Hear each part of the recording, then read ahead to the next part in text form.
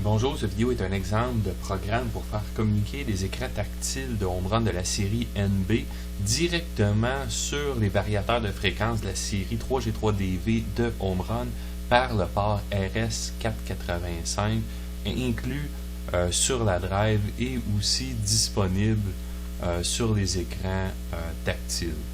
Donc sur le variateur, si je viens ici, c'est l'exemple de connexion d'inclus. Nous avons un port RS485 qui lui parle mode boss.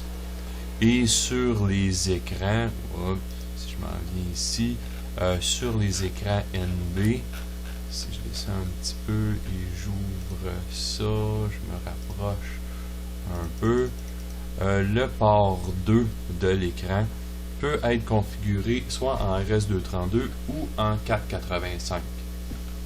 Donc pour trouver l'exemple d'application, on peut aller dans Google, je vais ouvrir une nouvelle page pour vous montrer, faire une recherche pour Home Run Biz, OMRUNBIZZ, trouver mon site, ensuite sélectionner les écrans opérateurs et de la page des écrans, sélectionner les écrans de la série NB et dans un des vidéos, il y en a un qui s'appelle Programme NB Designer pour contrôler un variateur de fréquence de la série DV.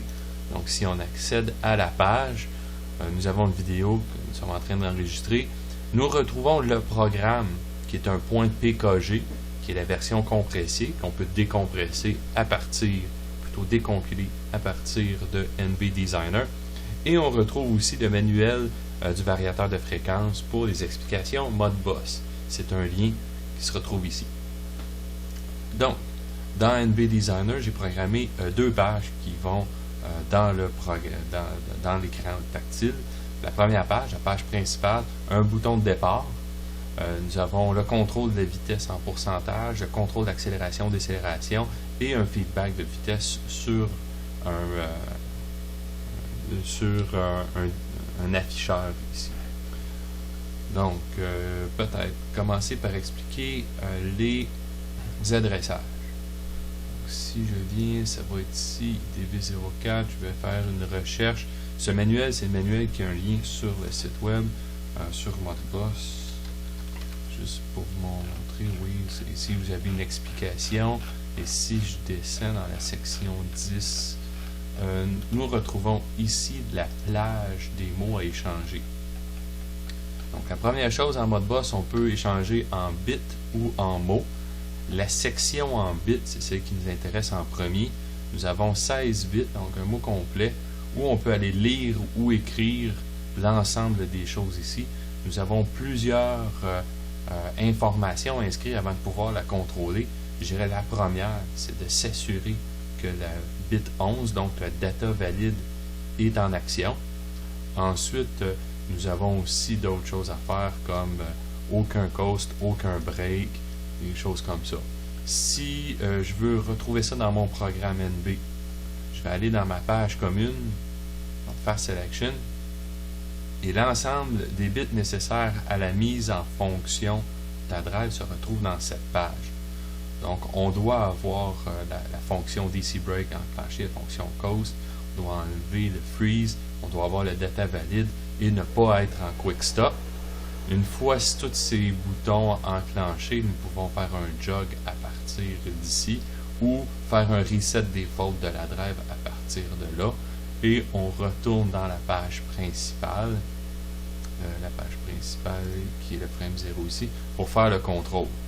Juste pour faire le lien, disons, avec la page qui est ici, on parlait du data valide, c'est celui-ci. Si je double-clique, c'est la fonction, plutôt la zone mémoire 0, donc qui est une fonction de lecture de bits, et on parle du bit 11 qui est ici sur le moteur Modboss.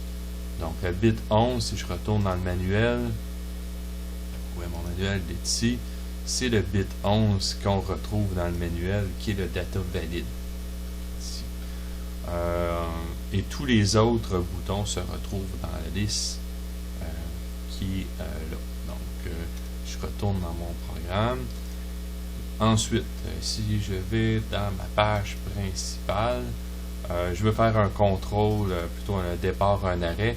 C'est le bit 7 qu'on voit ici. Si encore une fois, je retourne dans ma page, mon bit 7, c'est mon start ou mon ramp stop.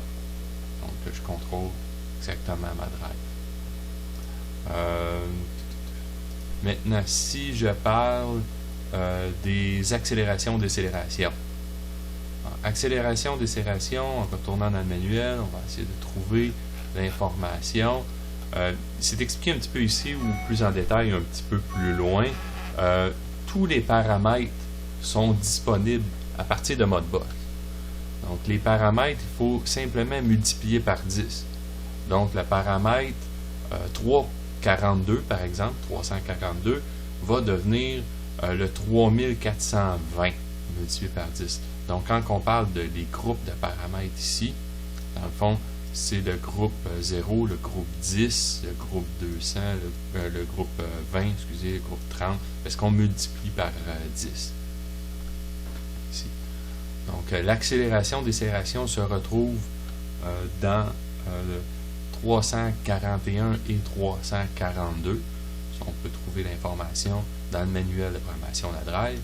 Donc si je retourne dans mon projet ici, 341 multiplié par 10, nous retrouvons ici la valeur à lire et à écrire du paramètre d'accélération et de décélération.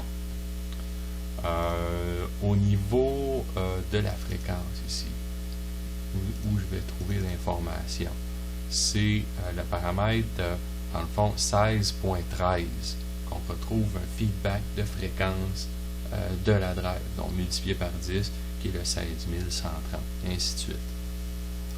Donc si je démarre mon programme, je vais juste le compiler d'abord. J'ai un NB présentement de branché sur le variateur de vitesse. Je vais le partir en mode de simulation indirecte. Donc on va avoir à l'écran de l'ordinateur le résultat du programme et j'affecte directement à la drive. Donc dans le menu, premièrement, je dois m'assurer que chaque bouton soit enfoncé et OK pour être capable de contrôler ma drive. Maintenant, à partir d'ici, j'ai mon jog. Mon jog présentement qui a une fréquence préétablie en programmation. Si je relâche mon jog, c'est comme il faut. Ensuite, je peux changer ma fréquence. C'est un pourcentage. Donc 100% va devenir un 60 Hz. Bon, je suis à 50%. Si je vais, par exemple, à 25%, comme ça ici. Et je peux démarrer ma drive 25%, qui donne le 13 Hz, avec mon accélération, décélération que je peux changer.